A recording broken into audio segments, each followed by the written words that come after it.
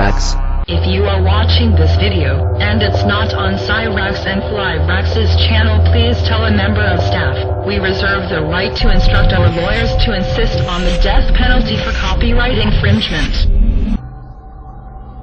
The next step after the Vril flying saucers was the Haunebu series of craft. By 1939 the SS had produced the RFC-5, which it called the Haunebu 1. In August 1939, the machine made its maiden flight, and proved its viability. The early Haunebu 1 craft, of which two prototypes were constructed, were 25 meters in diameter, had a crew of 8, and could achieve the incredible initial velocity of 4,800 kilometers, but at low altitude, further enhancement enabled the machine to reach 17,000 kilometers. Flight endurance was 18 hours. To resist the incredible temperatures of these velocities, a special armor called Victolan was pioneered, specifically for both the Haunebu and Vril series of disc craft.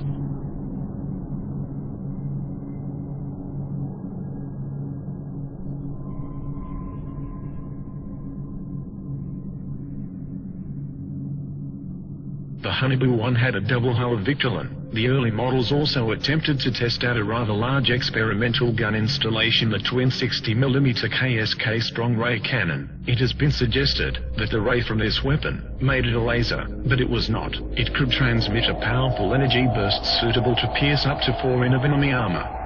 When a Vril 7 was shot down by the Russians, in 1945 a similar underbelly-mounted KSK gun was destroyed, with debris recovered from the battle site. The heavy gun installation, however, badly destabilized the disc, and in subsequent Haunebu models lighter MG and MK cannon was supposedly installed. The Haunebu 1 first flew in 1939 and both prototypes made 52 test flights.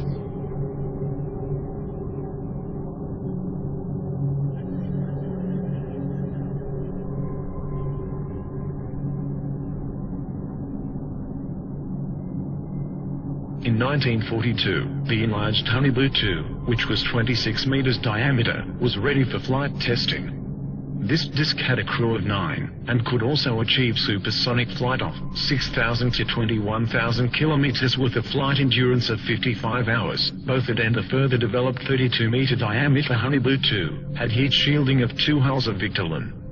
The craft were constructed and tested between 1943 to 44. The craft made 106 test flights. By the end of 1940, the Haunebu 2 had entered service as a reconnaissance aircraft, and there is certainly photographic evidence to support this. For example, one was caught on camera near Antarctica in 1940. The design of the Haunebu 2 should be noted for future reference. Whatever their exact nature, it appears confirmed that the range of alternative design aircraft were by now on the drawing board, or hovering above the ground. Some of these designs proved worked, and successes were being reported. On 17 April 1945,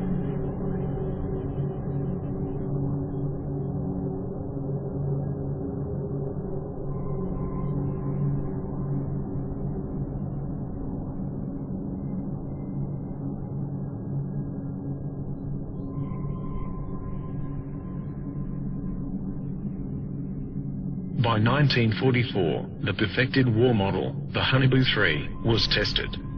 2 prototypes were built. These massive machines, several stories tall, were crewed by 20 men. They were also capable of hypersonic speed beyond 21,000 kilometers. The SS had intended further plans for a 120-meter diameter Haunebu 4 were in the works, but no such craft is known to have been constructed before the end of the war. However, these new technologies were coming online too late, for the war was already being lost and won. Within months the Allies and Russians had poured into Central Europe. Hitler was thought dead and the war apparently over, and as soon as the war was over, ghost rockets started appearing over Scandinavia, and within 2 years flying saucers were being reported wholesale over mainland United States. It was no coincidence.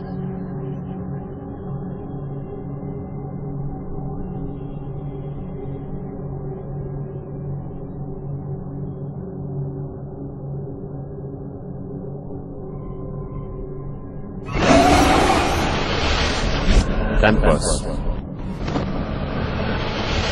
Campus.